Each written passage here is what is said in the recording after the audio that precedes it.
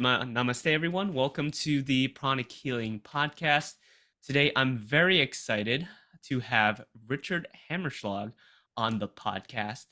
Richard and I connect through the Chi organization, which is the Consciousness and Healing Initiative organization. And Richard really has an amazing experience, history, and professional career in research, which is very exciting for the field of not only pranic healing and energy healing modalities, but for all types of modalities. So please welcome Richard. Thanks, Jason. It's a pleasure to be here. And thank Well, you again for inviting me. yeah, well, thank you so much, Richard. I don't think I've ever been this excited for any podcast guest since the inception of the podcast. So I'm so happy that you had the time to join us. And for the audience, Richard, can you just give us a little brief introduction about yourself and your amazing history and career in research? Well, sure. I've at this stage in my life, when I'm semi-retired, I look back and I've actually retired twice, formally. But as you said, now in my retirement, I've been doing a lot of work with two fascinating organizations, one of which you mentioned is the Consciousness and Healing Initiative, which is focused mainly on the biofield. It's not a thing, as we'll get to, biofield is like a perspective. It's like a way of looking at reality, and it's a great help for beginning to understand a lot of questions. So we'll get at what do we mean when we use the word biofield, and what are biofield therapies. But you asked me to give you a very brief thumbnail overview of my career path. So I started in straight ahead biomedical research, bench level research in neurobiology. And I was fortunate that that lasted 25 years or so. I was studying how nerve cells communicate, and in particular how do nerve cells, like every cell in the body, after all the proteins are synthesized, how do the proteins get to where they must function in the cell?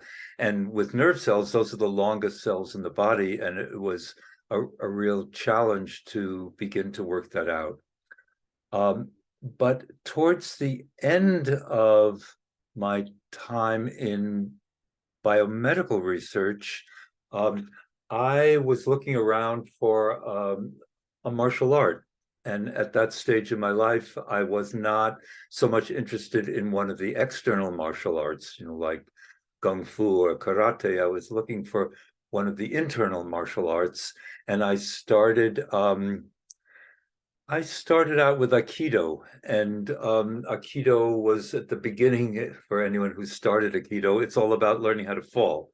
So Ah, you walk in and the dojo is wall-to-wall mattresses, and you're learning how to fall. And I didn't have contact lenses, so I had to have my glasses off. And then I guess what finally got me out of Aikido was realizing that the associate director was a chain smoker, and it just didn't oh, fit with what interesting. it didn't fit somehow. Right. But I actually then turned to Tai Chi. I had seen Tai Chi long years ago in a documentary on China, one of these wonderful scenes about early morning in forests with the mist rising, and um, many elderly people doing this, what in some ways is called swimming in air. Had lots of wonderful ways to describe Tai Chi. And I remembered seeing that movie, and I found a Tai Chi studio fairly near me. I was living in Southern California then, and I walked in and my body said yes. So unlike the Aikido, Tai Chi was a wonderful fit for me. And I stayed with that for quite a while. But um, uh, a very important event happened, at least in retrospect, it was important. During those early learning years of Tai Chi, I was practicing outside of my house, and In Tai Chi, there's a kind of kick. This is my hand, but it's a sudden kick. And I felt the pain starting to course down my leg. And I thought I better slow up. And when that kick came around again, the pain shot all the way down my foot. And I had to call friends to literally carry me back into my house. And I kind of knew what the problem, what the cause was, because when I was doing my biomedical research, I was using the sciatic nerve of bullfrogs, which is this huge, long nerve bundle that courses down the leg. And Yes, interesting. I just knew that this problem that I had, this acute sciatica, was the revenge of the bullfrogs, is what I figured. But anyway, I wound up going to a neurologist, neurosurgeon, an orthopedic surgeon. And in those days, the only imaging device was X-rays. There was no MRI or other neuroimaging devices. So in two of my visits, they took X-rays and they said, "Good news, there's nothing wrong with your spine." And I gritted my teeth with the pain I was in, and I said, "That's fine. What do I do?" And they said, "Well, it doesn't show up on the X-ray. We can't. There's no surgery that's needed. Mm. Um, we think the best thing to do, at least in the short term, is prescribe you meds to knock down the pain." And I said, "No, thank you. I don't want to necessarily knock down the pain. I want to know what the problem is." And they basically said, "We can't help you." So I was home a day or two, really just doing bed rest, when I got a call. And in the Tai Chi studio, it was set up such that when you were learning, you came in and you did the form as far as you knew, and then you went to a learning area, and one of the advanced students showed you the next steps in the whole Tai Chi move. This was the long form Yang style, 108 moves. So I had a long way to go at that point. But she called me up and she said, "Where have you been? You've been doing really well." And I told her what had happened, and she kind of almost laughed, and she said, "Okay, Mr. Western scientist, it's time for acupuncture." And this is late Ah, 70s. I'm sort of giving you away sure. my age. But in the late 70s, acupuncture was pretty much under the radar. You had to go into Chinatown to find it. There were only 8 acupuncture colleges that are just beginning in the whole Mhm. country. And now there's probably somewhere between 40 and 50. Mm. So she said, "Okay, Mr. Western scientist," as I said, and she came over and picked me up and took me to her acupuncturist. And I walked in the door there, and there was this elderly Chinese gentleman. It was somebody's home, and he was sitting there in the living room watching Sesame Street. And I thought, "Well, Yeah. what's that about?" All right. Close enough. and and later, as I got to know him and I asked him about it, he said, "Well, sure, that was really helpful for him to learn English, just like kids." Anyway, my first acupuncture treatment put me on the table, told them what the problem was, and acupuncturists, one of the many things they know is exactly where, if it's not um, a slip disc, if it's not a spinal problem, the chances are it's a buttocks muscle spasm. And so that's buttocks muscle is going to press on the nerve and you get this radiating pain. And with the needle, they know just where to put the needle in to get that muscle to relax. Relax. And then in those days, there were no powders or pills for the herbs. There was only the raw herbs, and he took me in and they gave me a whole, the usual collection of stems and roots and bark and Quite tasty, re. right? Well, not only tasty, but of Yeah. course the whole kitchen and your whole home Yes. has the advantage Aroma. of Mm-hmm. the aroma pretty Aroma. strong. Anyway, I had a research lab then, so I took the herbal mix out to my lab where I was working. And you know what a fume hood is? It's a very thick glass that comes down. And so you can boil reagents that are toxic without the smells getting into your lab. It has an internal exhaust. So I figured that would be a good place to brew my herbs. And it was working. And various of my colleagues would come in and want to know what's going on. And I explained to them, and they said something really interesting to me. One of them did. He said, you don't really believe in acupuncture, do you? And I thought to myself, wow, this is not a belief system. I mean, it certainly helps if you Mm, believe in Western medicine, whatever you believe in, right. but you don't have to believe in acupuncture to get it to work. Um, so I thought, well, what we really need with people who still have this attitude, I need to look to see what kind of research is being done with acupuncture. Little did I know that that would, about 4 years later, lead to a whole career switch for me. Ah. I got to a point in my research when, for those science geeks listening in, it was a stage when I was a biochemist. That was my PhD. And biochemistry was giving way to a new exciting field called molecular biology. So, for example, one of my studies was to try to isolate a hormone that was involved in the stress response. And from biochemistry, you would have to get lots and lots of starting tissue and try to purify a hormone, which in terms of grams or milligrams or micrograms or nanograms is tiny, tiny amounts, but hormones have very powerful effects because they have very specific receptors which unleash important responses. So I was facing a decision in terms of continuing in my biomedical research because I saw the writing on the wall and this excitement Hmm. with molecular biology, and I have to go learn a lot of new techniques.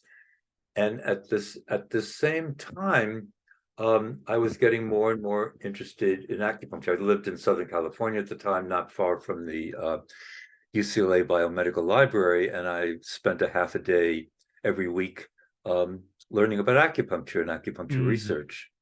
And it was right at a time in the late 70s when one lab in Beijing, it was Peking in those days, was pre-Pinyin days, Yes. one lab in Beijing and another lab at the University of Toronto had both come up with the first exciting evidence that at least acupuncture analgesia could be understood in Western Mm. terms because of its release of the endorphin system. The endorphins themselves had only just been discovered in the early 70s. And that first bridge, and I have to say that I'm a Gemini, so I'm always fascinated with that east-west kind of connection. Connection. Yeah. Yeah. So Amazing. anyway, make a long story short, that led to um, my changing careers. That's a whole fun story Wow. about how that happened. I was getting into the running craze at the time, running distances, and it was helping to that. And Tai Chi was strengthening my legs Hmm. um, so that I wouldn't have that problem of Anymore. the buttocks muscles anymore. Hmm. Yeah, and Oh. the physical therapist I had, who was my massage therapist for distance running, said to me one day, I have these two Chinese brothers who are part of my practice.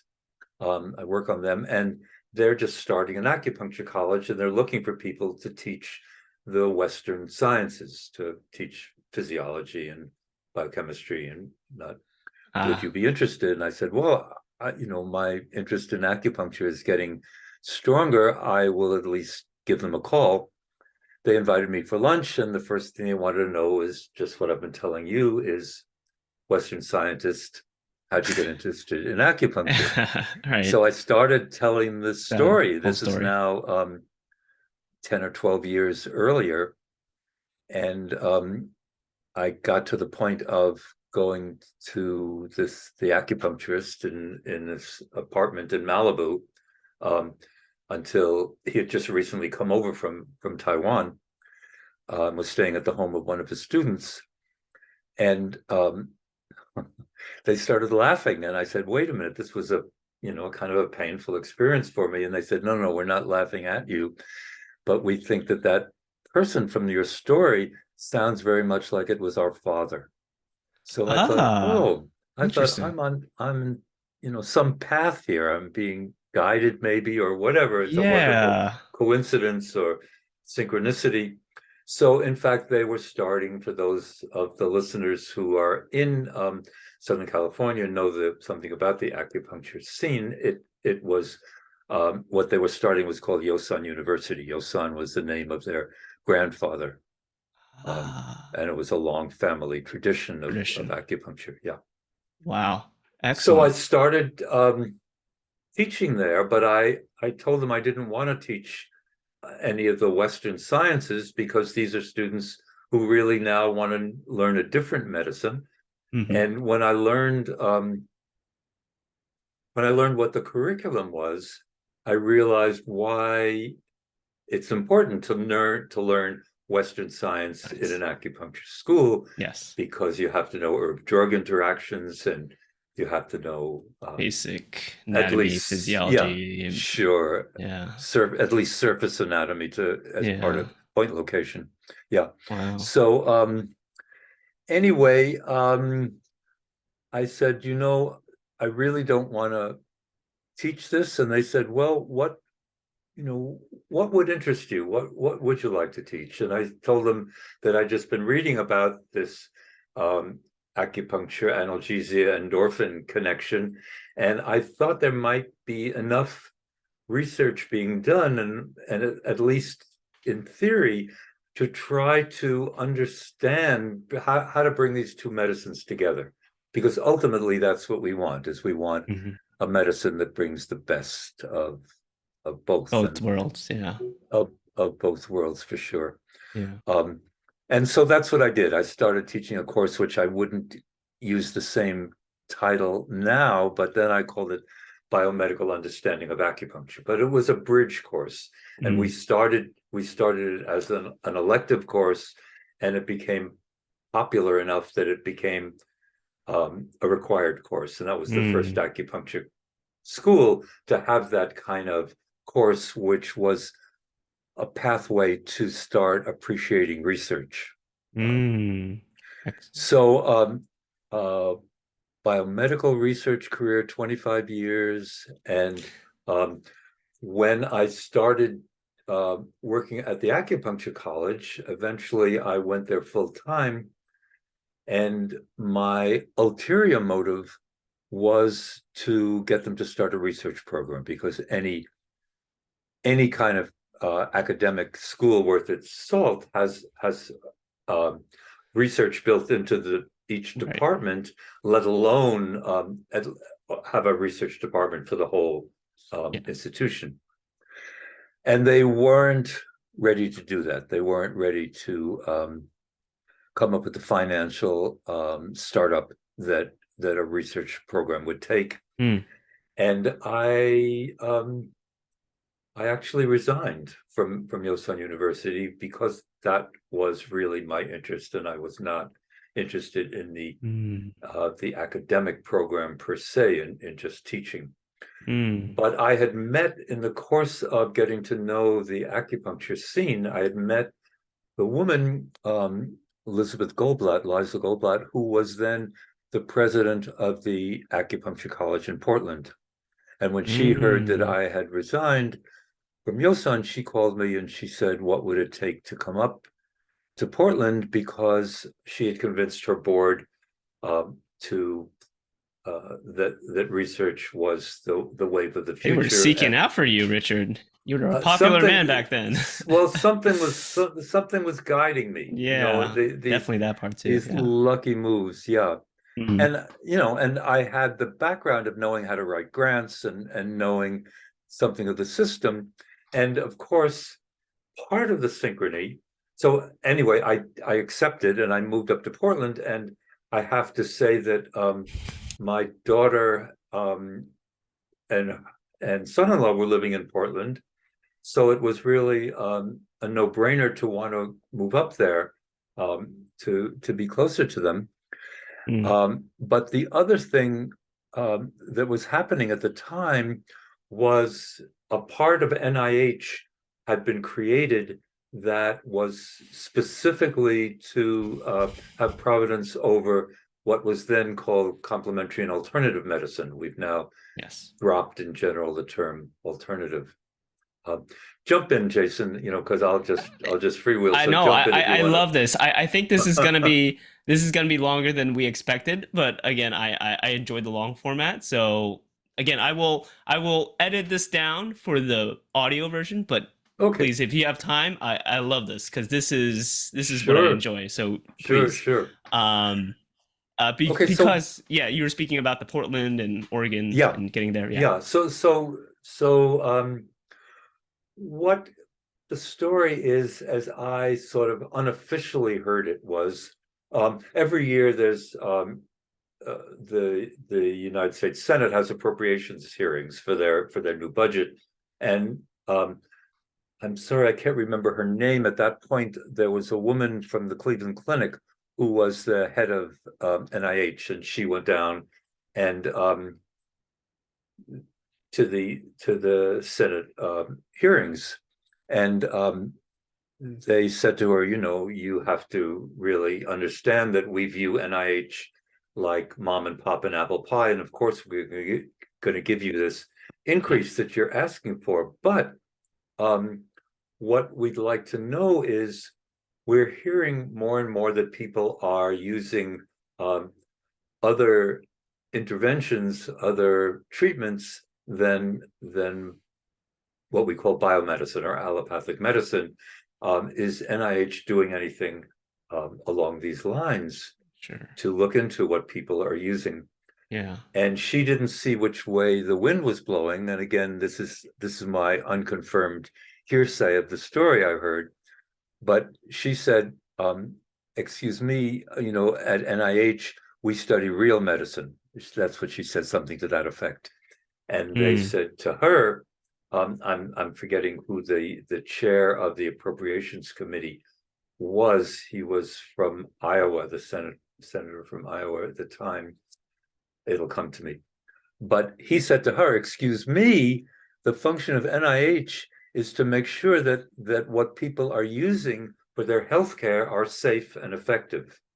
And we Mm. think that NIH should start looking into these other options that people seem to be using.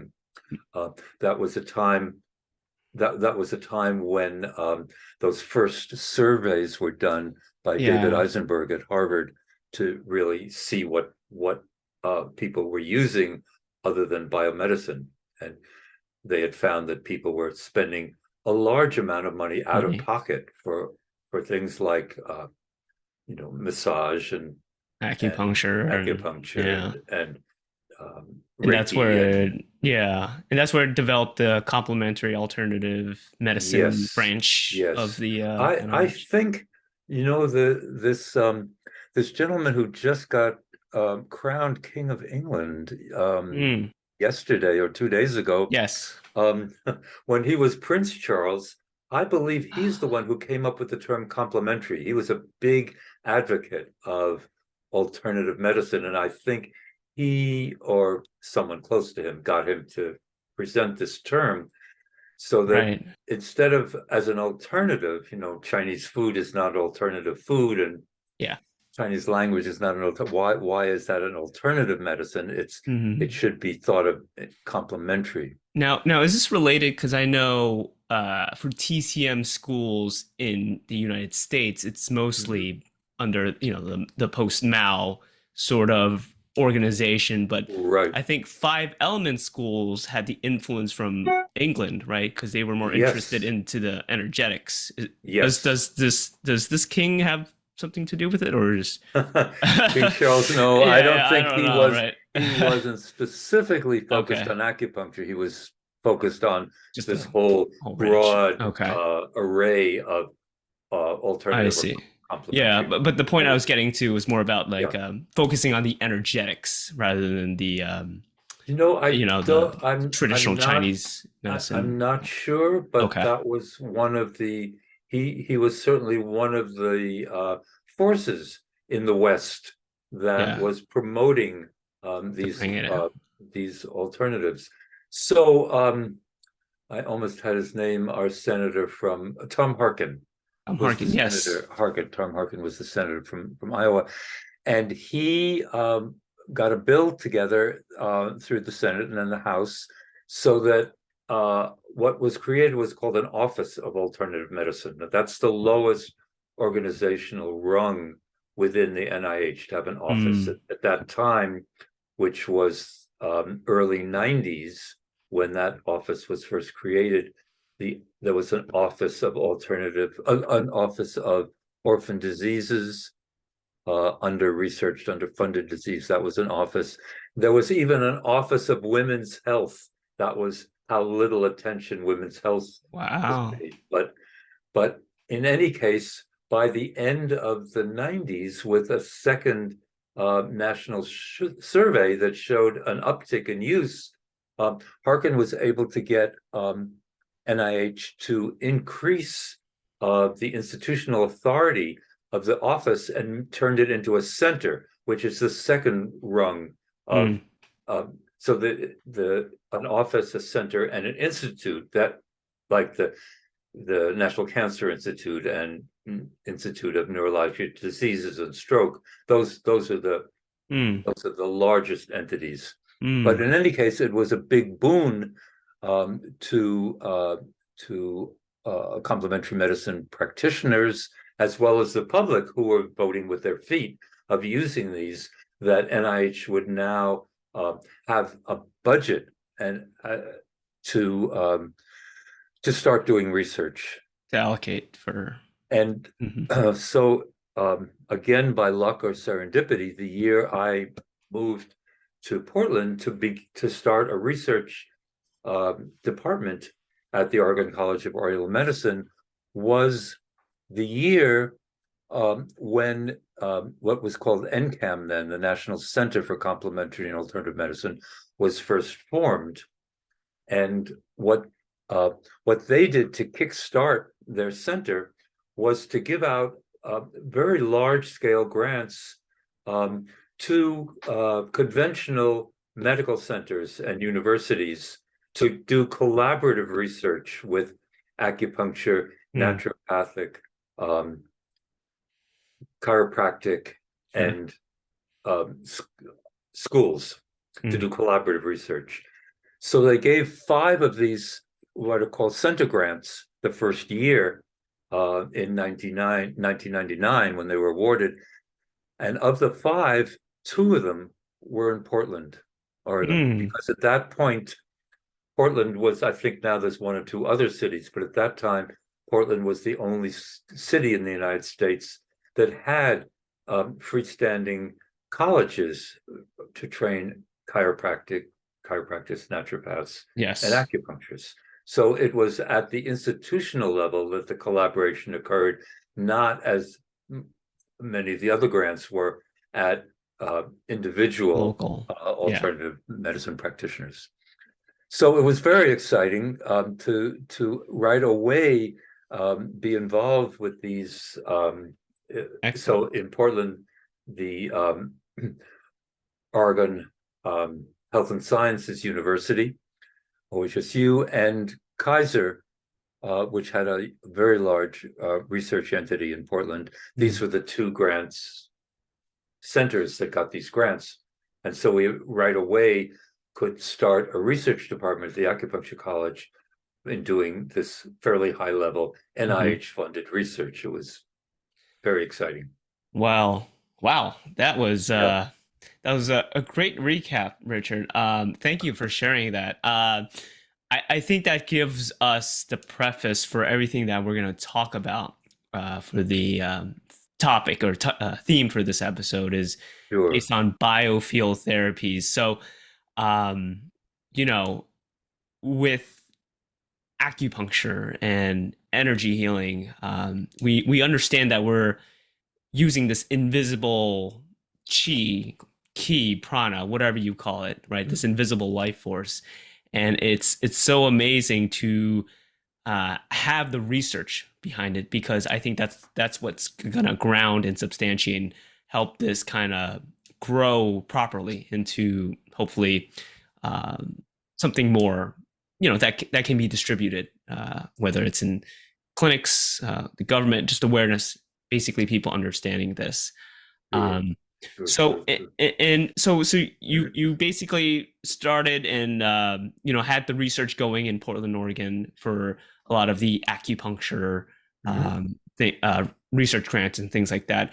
How did you start getting into biofield therapies? And for the audience, just a very quick definition of what biofield is, because a lot of people think that's a lot of people talk about energy healing, but is that the same as biofield?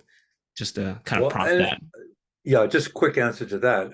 Yeah. Energy healing is much broader Hmm. than biofield. I think biofield therapies are one very large branch of energy healing.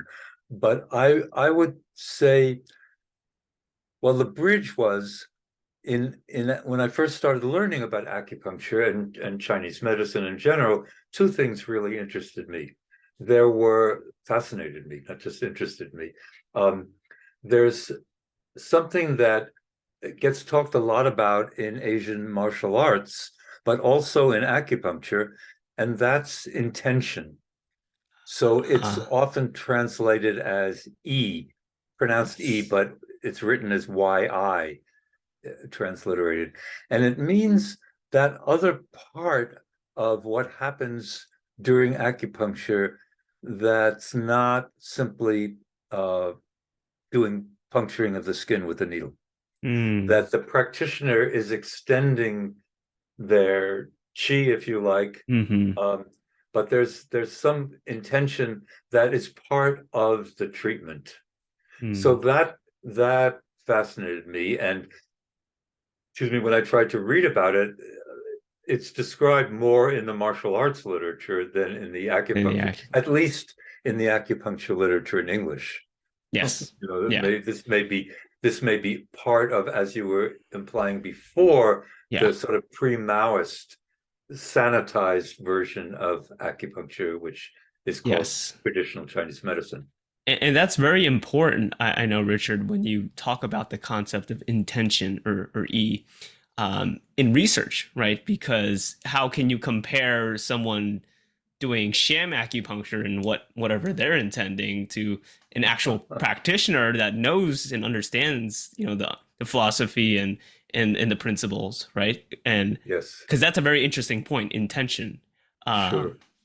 And Yeah, I think you're right. You're getting at something really important. And I would say that in a nutshell, that most of the research, most of the acupuncture research is asking a limited question. They're asking, is the needle effective?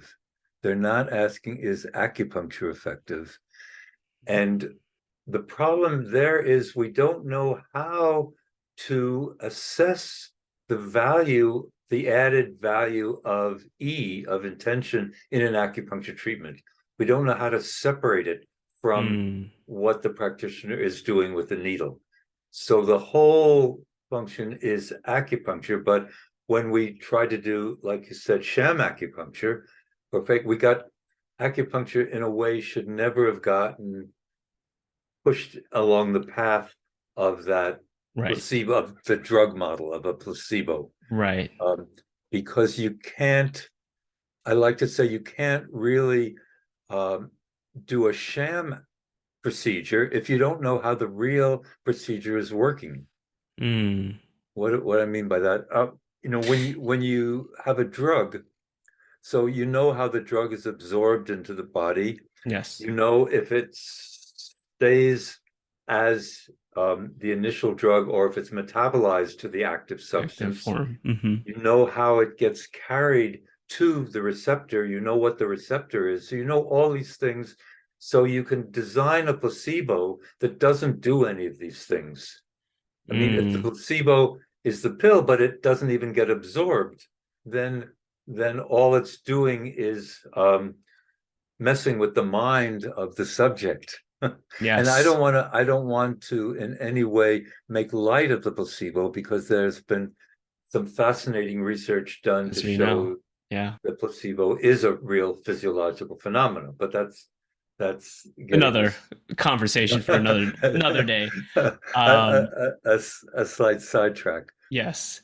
So to answer your question about what does biofield mean, I wouldn't even consider acupuncture per se as a biofield therapy, Mm, be, but there's another talked about the E that fascinated me when I learned about the medicine. The other thing that fascinated me was qigong, but the qigong, like many biofield practices, can be done either with physical touch or in a non-touch manner.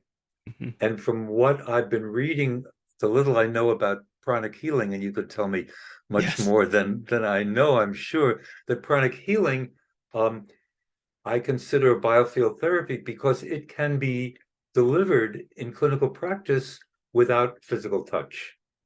Yes. So what is going on here with something like Reiki or therapeutic touch or healing touch or Joe Ray or um, chronic healing? So there's a huge family of these practices that come from many different cultures. Native American culture has a kind of practice similar to that. Ancient Laying on of hands. Egyptian. Yeah. Yeah, yeah. Hmm. There are these kinds of therapies that are related. So I would define um, biofield therapy as an intervention that can be delivered both hands-on and hands-off.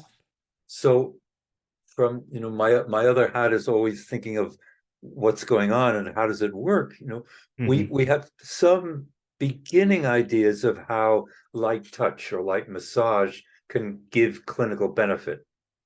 um, for example, there are specialized sensory nerve endings in the skin. Specific hormones are released. We know these things, but I have to say, we don't have a clue of how you can get healing, clinical benefit without physical touch. And Yes. that's one of the great challenges which we can Fascinating. get into Yeah. um, a bit That's later. that's amazing. Thank you for that recap, Richard. And I appreciate the breadth of your answers because it really fills in a lot of the gaps in terms of our current understanding, whether we're viewing it correctly or the way that maybe from more of a Western mechanistic point of view. Mhm. You know, this is why I appreciate more of the what we call the holistic perspective because you really need to look at everything from every angle to really understand this type of work Sure. because as you mentioned right these biofield therapies they can work with touch or no touch but then as we get deeper into it well it seems like it can also work at a distance right you don't even Yeah. have to be in front of the person I That's could be right. working on you when you're across the country or someone across the globe and that's another fascinating I don't know phenomenon of biofield therapies and Absolutely. in pranic healing I would have to say that we are a non-touch modality meaning that we don't use touch and it's quite interesting with your Uh-huh. acupuncture background is that pranic healing actually originated from the acupuncture system so it's a system of synthesis where it basically boils down the most essential parts and I've been practicing it. Of course, I have an acupuncture background too, in addition to my naturopathic doctorate. So it's very interesting everything that you've spoken before about, with your history with acupuncture and everything that we've spoken about, because it is more of a internal qigong with Mhm. that acupuncture basis as a framework or foundation. So yeah, and I'm really excited to talk about a couple of other things too, because when we talk about biofield, right, we talk about this biology, and there's with biology, there's this physiology around it, right?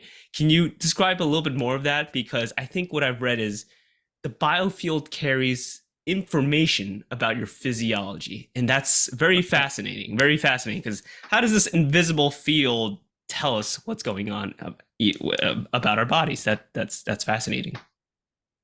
Well, I'll give you another aside because it's something that I've just um, come across and been learning about and doing some research on um, in the past few years, and that's a practice called biofield tuning. And Hmm. this is a practice that uses tuning forks to both diagnose and treat.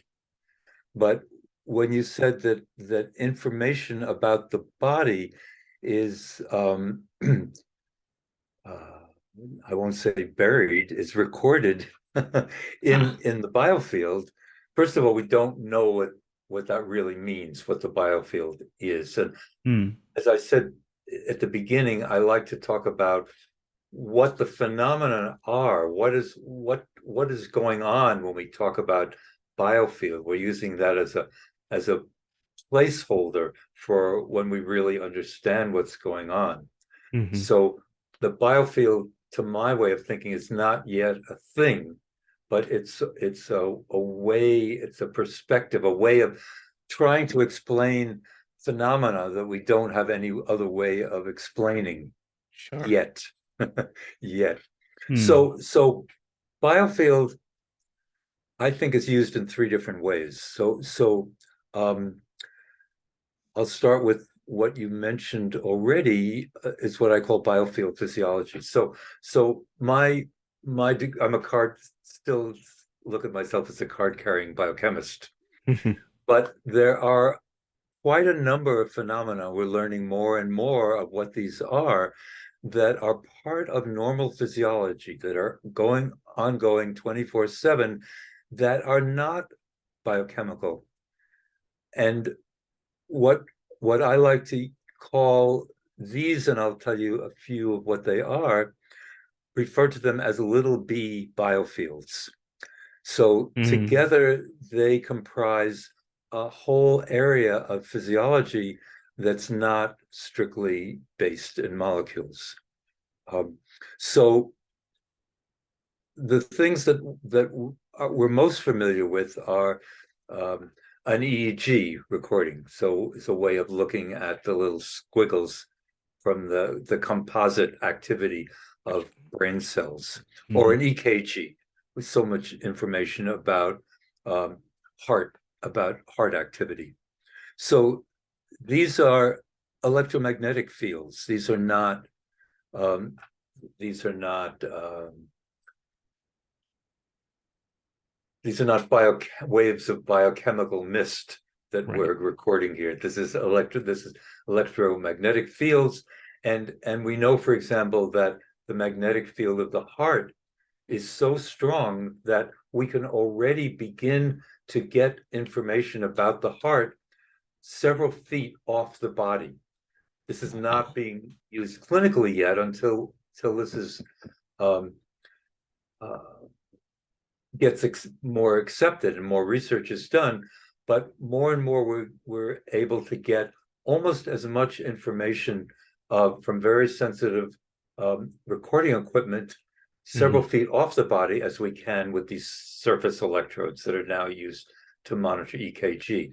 So if you were sitting here next to me instead of at a studio across the country, um, we could talk about how our biofields in that sense, if it's several feet away, so if you're within several feet of me, our biofields, quote unquote, are overlapping and interacting. So there's something real to that sense that people have of, get out of my space. There really Uh, is a kind of feeling there. But and that's I just have to interrupt, because when you sure. say that, I think of the word aura, right? And I think a lot of people, to what you're saying about this field, is when what we describe as an aura is this, again, this Mhm. energetic field around your body. And when you get close to someone, that field kind of overlaps or interacts with each other. Yes, And that's yes, just another word that comes in my head when you right. say I that. think for you're certainly right, but from my perspective of having one foot in Western medicine Yes. and one foot in um, whatever we want to call it. For today, we're going to call it one foot in the biofield. Hmm. I think biofield is a potentially more acceptable term Term. to Western scientific audience, to Western trained physicians than aura. Mm, So there may be very sure. similar properties of the two. Yeah. It's certainly not generally accepted. There's certainly enough devices that claim to measure To the aura, measure. Yeah. and people are trying in all sorts of ways to Yeah. get to measure the biofield. But in fact, this is another one of my pet peeves. When we're measuring them, all we're getting is correlations, because Mm, what can I say? You can only measure what you can measure. yes. So if there's some other kind of energy, quote unquote, out there, that it's completely invisible to us because we Right. don't know how to measure it. Yeah. And so what we do measure could be secondary to To to that. that to that what's really there, or um, we don't know. I Who mean, knows? Right. right, we don't Yeah. know. So I do know that it's very exciting that some studies are currently underway where they're bringing all the different devices that have been reported in the literature, in the Really? scientific literature, Wow.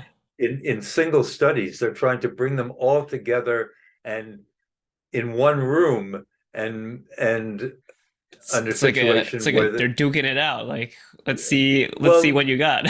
that's right. That's Yeah. right. And can we get correlations between the different devices when one Fascinating. registers something is the other registering? So we can begin maybe to suss out what kind of phenomena these are and Yeah. what the energy is. So you're going to have to help me, because I always do this when I start talking and we go off No, on a no, this is tangent, this and then is great. we This is go off on great. a tangent to the tangent. I love Uh, it because this is exactly where we're headed towards, because I think what kind of prompted this was we were talking about the biofield in general and how um, we there's this interaction whether you were touching someone or when you're not touching someone, right? And yes, at a distance, is in several feet away in person or across the country, right, virtual. right. So and I think what you're mentioning with all these tools, these scientific tools that measures, this quote unquote different aspects of this Yeah. biofield, phenomena of this biofield, is that it basically helps us like a puzzle, piece together Mhm. a bigger picture that we can understand. And one of the and this is transitioning to the next part that I wanted to talk about. One of the most prevailing topics in energy healing, pranic healing, is that there's this concept of oneness, right? And when you can tap into this oneness using intention, or E, that we talked about. And I think that you described it as this universal ground substance, or Mhm. something to that nature. Can you Sure. can you comment on that, and maybe is there an explanation to why this works, because we're all connected somehow? I would love to, Jason, but put a bookmark there just for a second, Okay, sure. because I remember where we got Oh, where okay. I hijacked myself. And so I'll just give you one more example of the Okay. biofield physiology. Yeah, Okay, and then we'll come back to the oneness. sure. So there are little pinpoints of light which are part of our normal physiology, that are given off by cells and tissues that are called biophotons. So a biophoton is simply a particle of light that's generated from a biological system. Hmm. Okay, and people used to think they're not real, they're not doing anything in the body. They're like a spark that flies off and just dissipates, and it's just an epiphenomenon, what we would say in scientific terms, but Very it's just cool. a side effect. Um, but now people have done studies that look like if you take cells, isolated cells, and you put them in the traditional petri dishes, so you have the same cells from the same batch in two different petri dishes. Okay, same number of cells, and then you perturb somehow with a toxic substance or electrically, you perturb one set of cells and they respond. The other set of cells also respond, not quite as much, but they definitely also respond. And so there's no physical contact. They're each in a separate petri dish. Okay. So what you can do is put different kinds of barriers between the cells, between the petri dishes, to test whether it really is light that's going through. And if you block it completely, you don't get the effect. So it seems to be light. Um, that's one of the leading Interesting. ideas. And Wow. you can see if it's ultraviolet light or visible light or infrared light by putting different sorts of barriers, plain glass or quartz glass. They'll block different kinds of light from the wavelength. But Interesting. and there's some beginning evidence that nerve cells may also use biophotons to communicate. So anyway, all of the things, and there are other phenomena. There's sound. All of the the biofield physiological phenomena I call Mm, little b little biofield. bit. Yes. Those are little b biofields. Okay. So then the term biofield is used, as we've been talking most of the time today, are biofield therapies. And biofield therapies, as you've helped me define them, are therapies that can be clinically effective without physical touch and where distance. And it's not just that distance doesn't matter, but as you know, that most kinds of even electromagnetic phenomena get weaker as the distance between you and the subject in this case Right. increases. Yeah. But this is not the case with biofield therapies. Mm. So again, there's some, people like to always use that phrase from Albert Einstein, spooky action at a At a distance. distance. Yeah. Yeah, that he wanted nothing to do with it in the beginning of his career, and Hmm. towards the end of his life, he came around to reconsidering that, although we don't know what it is, that there's something there. Yeah. And the whole, I don't even want to get into the whole Yeah. quantum idea and I quantum was just gonna biology, say it's a whole but little basket of yeah, eggs. that's a whole nother way of looking. If you're doing chronic healing, the old way of thinking about it would be that something is generated, some kind of energy is generated in your palms or wherever, Hmm. and it physically crosses the distance between you and your client, and then the client has a kind of receptor that consensus that you're sending this. So Yeah. A is generated and is sent over to B. That's See. the old way of looking at it. But Mm. if that, we don't know of any kind of energy that would be just as strong the further you are away from your client. That it doesn't seem to matter how far That's away. interesting. So that old model of A to B doesn't seem to apply Yeah. to try to Hold explain it. anymore.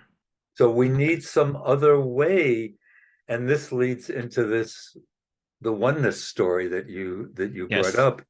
Um, that there's a sense that we both live in this.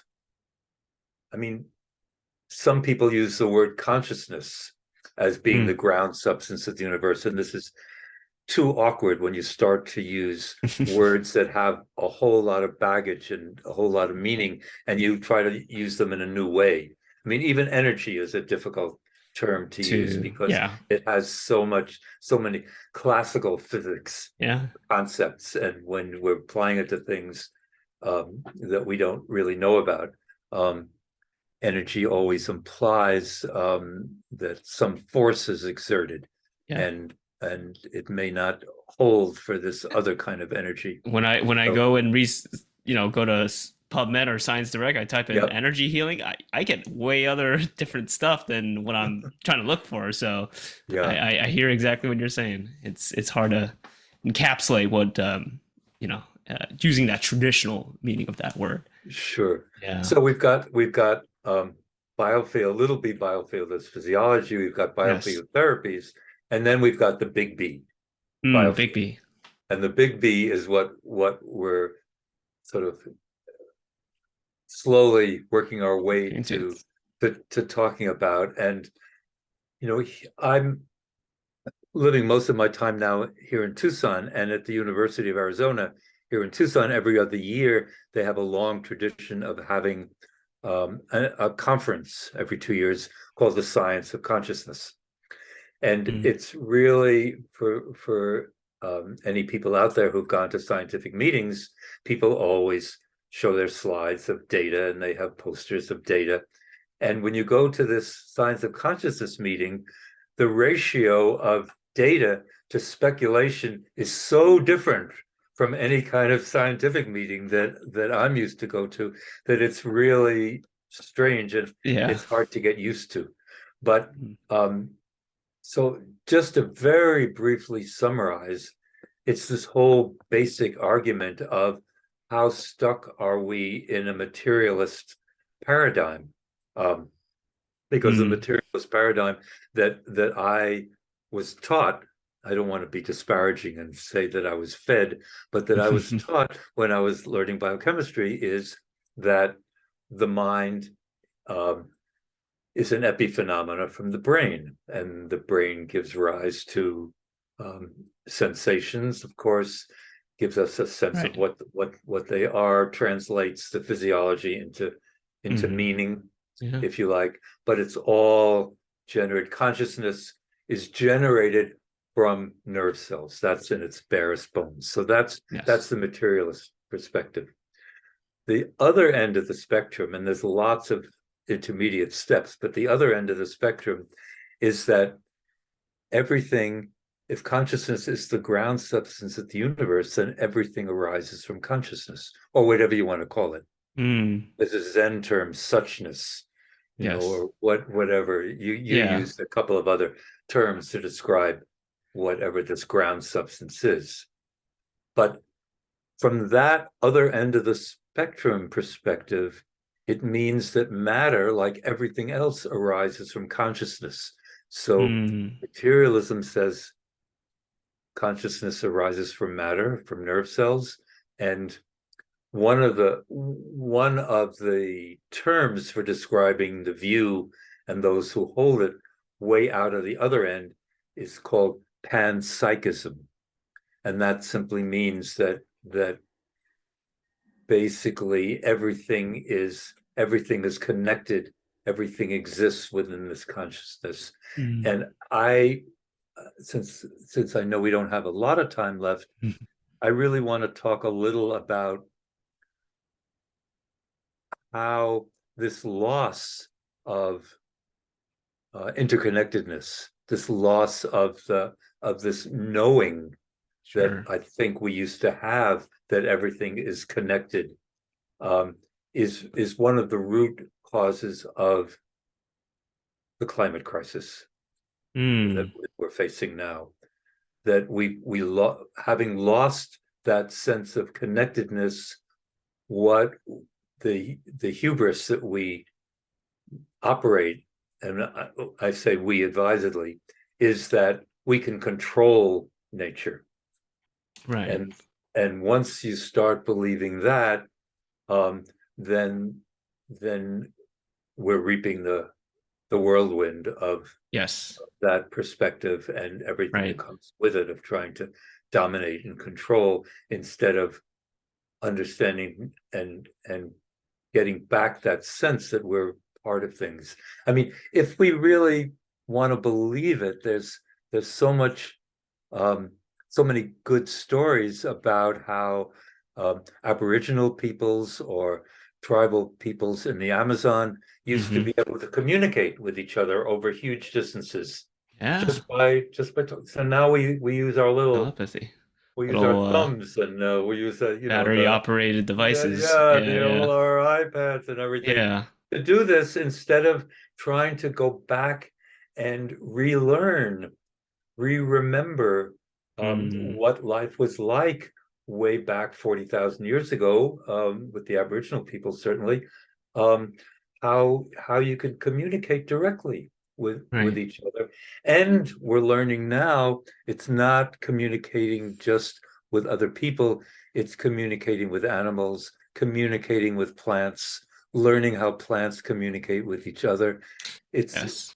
it's just fascinating, Fascinating. this whole other way. And there's um, this academic word ontology, which really means what's your big picture for how things are. What's the paradigm? And Hmm. we need a whole new ontology of, Paradigm shift.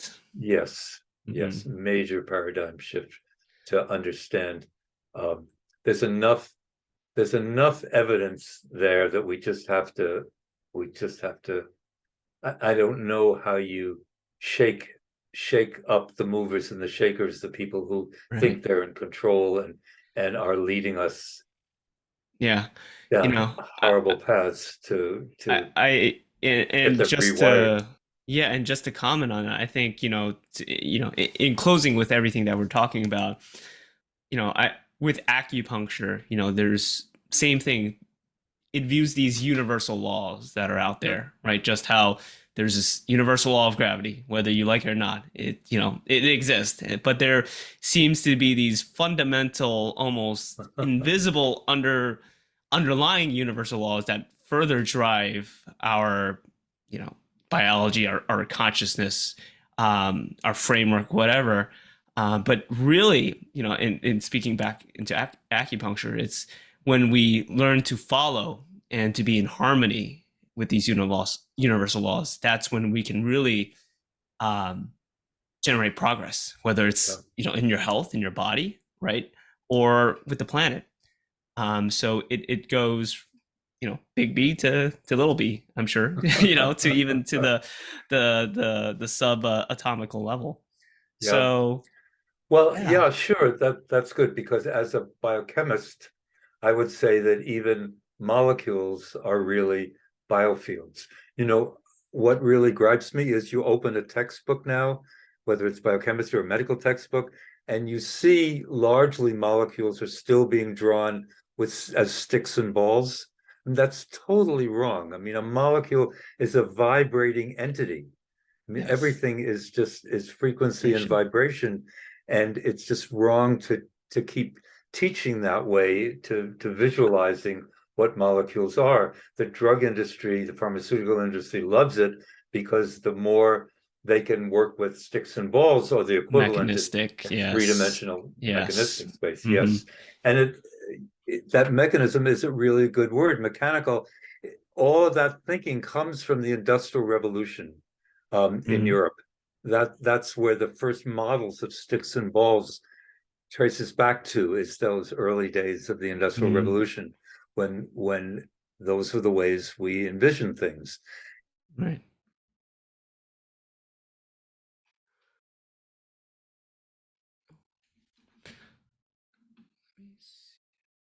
With one of the abbreviations I like to use for Biofield is BiFi, BIFI. So it's a Wi-Fi. kind of, Mm. we I grew up certainly with hi-fi as being the major way to listen to recorded music.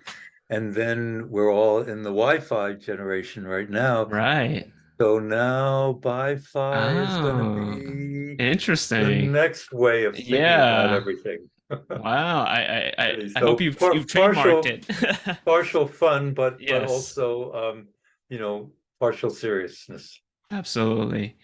And I think that that's a great kind of summary of this entire conversation, Mhm. Richard, just because, you know, what we're talking about spans for thousands and thousands of years, and who knows even beyond that, to our what we understand of human history. But what we're talking about is definitely something that's not new, and it's definitely something that's not local to us. It's this phenomenon that can be seen on the big B level to the small B level.